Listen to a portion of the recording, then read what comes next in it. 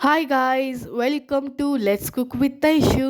ನಾನಿವತ್ತು ತುಂಬಾ simple healthy ಆಗಿರುವಂಥ ರೆಸಿಪಿ ಸೋಯಾಬೀನ್ ರೈಸ್ನ ಮಾಡ್ತಾಯಿದ್ದೀನಿ. ತುಂಬಾ ಹೆಲ್ದಿ ಆ್ಯಂಡ್ ಅಷ್ಟೇ ರುಚಿಯಾಗಿ ಮನೆಯಲ್ಲೇ ಈಸಿಯಾಗಿ ಹೋಟೆಲ್ ಸ್ಟೈಲ್ನಲ್ಲಿ ಸೋಯಾಬೀನ್ ರೈಸ್ನ ಮಾಡಬಹುದು. ಅದನ್ನು ಹೇಗೆ ಮಾಡೋದಂತ ನಾನು ತೋರಿಸ್ತಾ ಇದ್ದೀನಿ. ಇಲ್ಲೊಂದು ಪಾತ್ರೆಗೆ ನೀರನ್ನ ಹಾಕ್ಕೊಂಡು ಆ ನೀರು ಬಿಸಿ ಆದಮೇಲೆ ನಾನು ಸೋಯಾಬೀನ್ನ ಹಾಕಿ ಒಂದು 5 ನಿಮಿಷ ಇದನ್ನು ಹಾಗೆ ಬಿಟ್ಟು ಈಗ ಈ ನೀರನ್ನೆಲ್ಲ ಸೋಸ್ಕೋತಾ ಇದ್ದೀನಿ.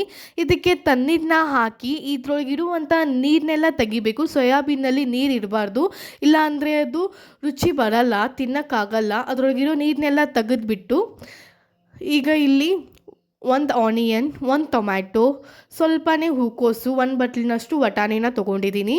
ಇಲ್ಲಿ ಆನಿಯನ್, ಟೊಮ್ಯಾಟೊ, ಅರ್ಧ ಇಂಚು ಶುಂಠಿ, ಒಂದು ಸ್ವಲ್ಪ ಬೆಳ್ಳುಳ್ಳಿ, ಸ್ವಲ್ಪ ಕೊತ್ತಂಬರಿ ಸೊಪ್ಪು, 2 table spoon red chilli powder, ಅರ್ಧ ಸ್ಪೂನು ಅರಿಶಿನ, ರುಚಿಗೆ ತಕ್ಕಷ್ಟು ಉಪ್ಪು ಮತ್ತು ನೀರನ್ನ ಸೇರಿಸ್ಕೊಂಡು ಇಲ್ಲಿ ನಾ ಇದ್ರದ್ದು ಪೇಸ್ಟ್ನ ಮಾಡ್ಕೋತಾ ಇದ್ದೀನಿ.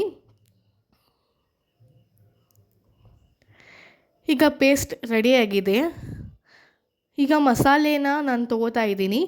ಇಲ್ಲಿ ನಾನು ಒಂದು 3 ಪಲಾವ್ ಎಲೆ, ಒಂದು 5 ಲವಂಗ, 2 ಚಕ್ಕೆ, ಆಮೇಲೆ ಒಂದು 4-5 ಮೆಣಸುಕಾಳನ್ನ ತೊಗೊಂಡಿದ್ದೀನಿ. ಇಲ್ಲಿ ಕುಕ್ಕರಿಗೆ ಆಯಿಲ್ ಹಾಕ್ಕೊಂಡು ಆಯಿಲ್ ಬಿಸಿ ಆದಮೇಲೆ ಈ ಮಸಾಲೆನೆಲ್ಲ ಹಾಕ್ಕೊಂಡು ಆಮೇಲೆ ರುಬ್ಕೊಂಡಿರುವಂತಹ ಪೇಸ್ಟ್ನ ಇದ್ರೊಳಗೆ ಸೇರಿಸ್ಕೋತಾ ಇದ್ದೀನಿ. ಈಗ ಈ ಪೇಸ್ಟ್ನೆಲ್ಲ ಚೆನ್ನಾಗಿ ಫ್ರೈ ಮಾಡಬೇಕು.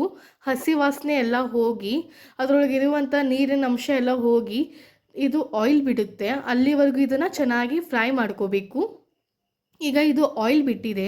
ಇದಕ್ಕೆ ನಾನು ವೆಜಿಟೇಬಲ್ಸ್ನ ಸೇರಿಸ್ಕೋತಾ ಇದ್ದೀನಿ. ಫ್ಲವರ್ ಮತ್ತು ಹಸಿರು ಬಟಾಣಿ ಆಮೇಲೆ ಸೋಯಾಬೀನ್ನ ಇದರೊಳಗಡೆಗೆ ಸೇರಿಸ್ಕೊಂಡು ಇದನ್ನು ಚೆನ್ನಾಗಿ ಮಿಕ್ಸ್ ಮಾಡಬೇಕು.